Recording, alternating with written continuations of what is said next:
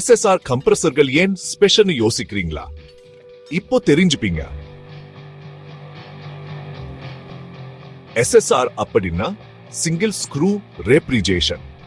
இந்த சிஸ்டமோட நடுவுல ஒரு சூப்பரான கம்ப்ரஸர் இருக்கு. இதுல ஒரு மெயின் ஸ்க்ரூவும் 2 ஸ்டார் வடிவ ரோட்டர்களும் இருக்கும்.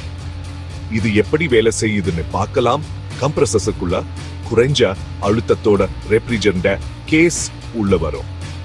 அப்புறம் அந்த ஒரு ஸ்க்ரூ சொல்லும் போது கேஸை உள்ள இழுத்து அது நகரும்போது நல்லா அழுத்தும். நகரும்போது நல்லா அழுத்தும்.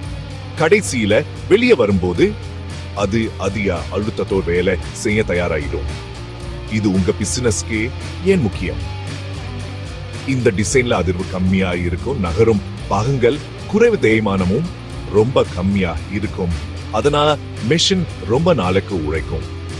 அது மட்டும் இல்லாம SSR கம்ப்ரஸர்கள் அதிக வேலை பளுவுக்கு ஏத்த மாதிரி தயாரிக்கப்பட்டிருக்கு. தொழிற்சாலைகள குளிர்சாதன வசதிக்கு இது ரொம்பவே அங்க எஃபிஷியன்சியும் நம்பத்தன்மையும் ரொம்ப முக்கியம்ல.